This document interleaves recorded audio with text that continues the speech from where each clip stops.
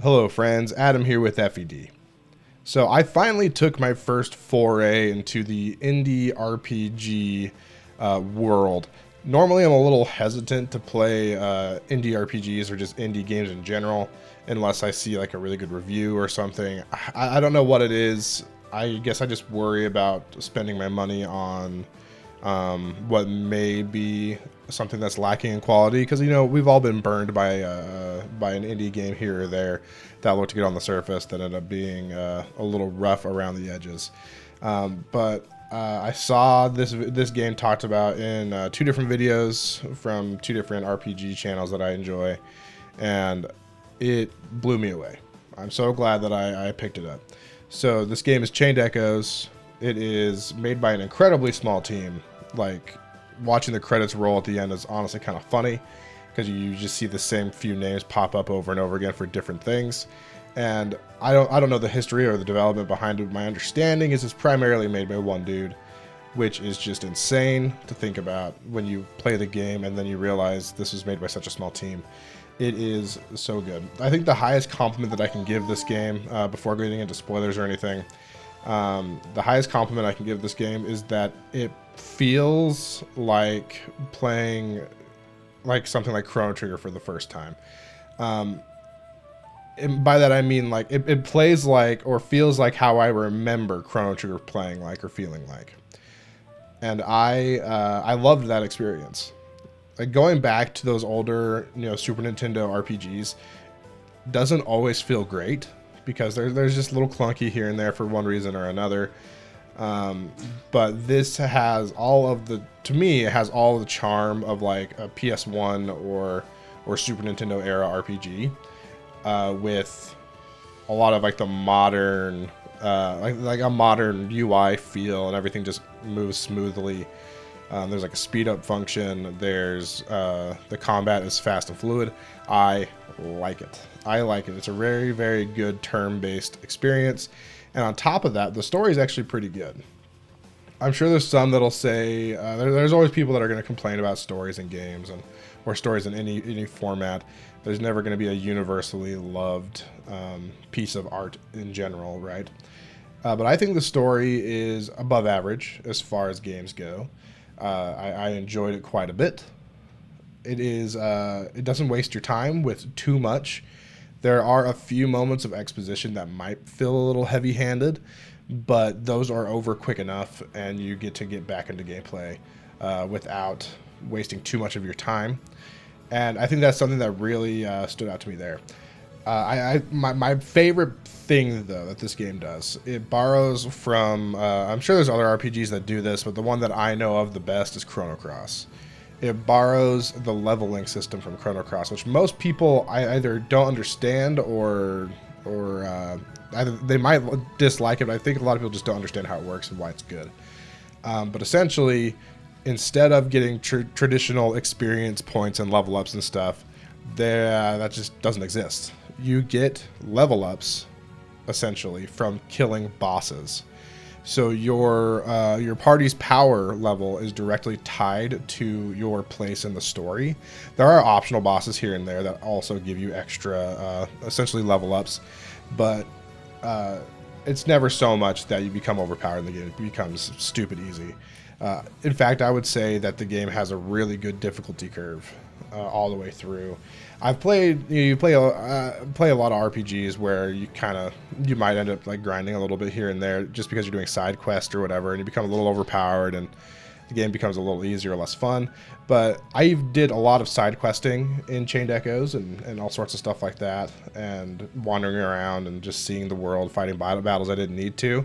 Never got overpowered. Every battle was still fun and engaging, and the bosses were definitely a treat. Especially even like the final bosses were even really fun.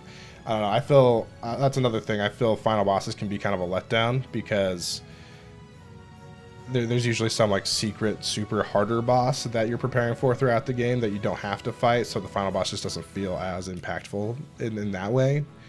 I don't know if anyone kind of like relate with that or understand what I'm talking about, but I feel like that kind of is the case, and that definitely isn't the case here, though. The game just felt really good the entire time. Felt just challenging enough to where I felt accomplished for beating it, but I never felt like anything was unfair. And the game really rewards you for learning the ins and outs of the combat. In particular, okay, so now we're getting into like minor spoilers, I guess, minor gameplay spoilers. There are two different kinds of battles. There are just like your normal on-foot battles, like feels very traditional turn-based JRPG. You know, you have your magics, you have your normal attacks, your special attacks, all that different stuff. You know, your HP, your MP, essentially. But then there is another form of combat where you get into these mechs called Sky Armors, and those battles, while they have similar mechanics through like the debuffs are similar, there still is the overdrive system to an extent, but it changes it completely, which I'll talk about that in a minute. But the mechs and stuff, it changes the gameplay a lot, and I've seen a lot of people say that they don't like the Sky Armor combat.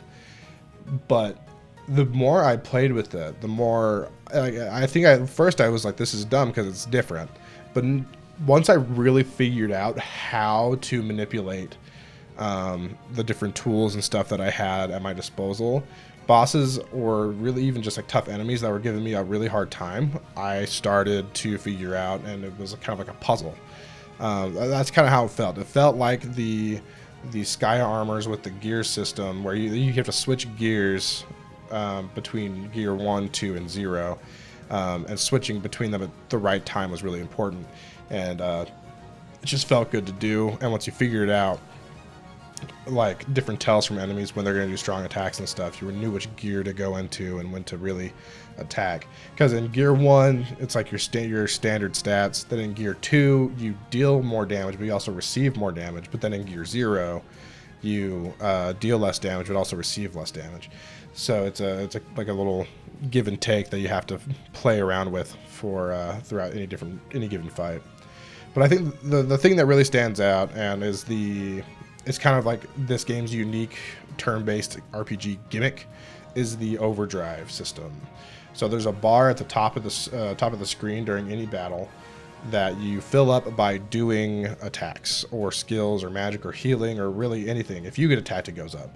And your goal is to get your little arrow that's on that bar to stay in the green area, which goes into overdrive. When you're in overdrive, your skills cost less TP, you deal more damage, and I believe you take less damage. So you want to stay in that green bar at all times. If you go above the green bar, you go into a state called overheating, where essentially you just have negative effects entirely, which is just the worst thing ever. You don't want to do that. So the way you manipulate it, though, is that, again, any action increases that meter. But the way you reduce that meter is by taking specific actions that the game has in like some randomized order.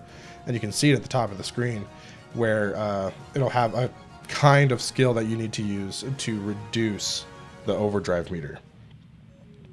So sometimes you'll need to use like a magic attack to lower it, or you'll need to use a debuffing skill or a buffing skill. It's a fun, it's a really fun system. I think it's very well done, very fun to play, and if you truly doing well in combat requires you to really understand and master that.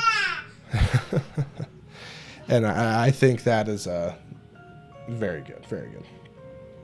So yeah, go play Chained Echoes. I got it on sale, I believe, for $20, which it was like a 30 to 40 hour experience, and I did with a little bit of side questing, doing and a little bit of searching for items and stuff. Definitely worth playing. It's very, very fun. It has I think a fairly engaging story that has a few moments that maybe make you go, well, okay, that's a little silly, but ultimately it takes itself seriously and it does a good job with it. And the gameplay is just solid, man. Exploration's fun. Exploration feels meaningful. There's tons of things to find. Pretty much anywhere you do explore, you find something good.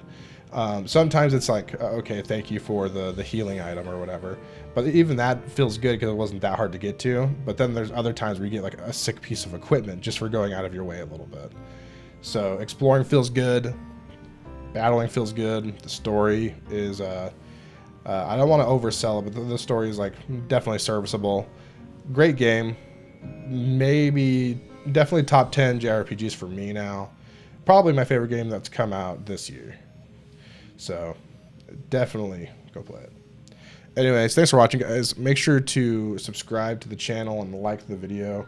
I know I haven't been uploading as much lately. I would like to, but I don't know if you've heard it in the background during this video. I'm just going to leave it in because I think it's cute. But I have babies, 2 babies, not 1, but 2. We had twins. So I'm just been a little preoccupied taking care of those guys and helping out with that. So YouTube's had to be kind of has been the sacrifice, you know, of time. But I think I finally have enough in me to be able to spend maybe an hour or 2 a day on it. So stay tuned. Hopefully I do get to make more content for you guys. I don't know if streams will ever come back or when they will, but I would like to find time to maybe stream once a week or something, because that'd be fun. But we'll see. We'll see. Anyways, again, thanks for watching, and I'll catch you next time, friends.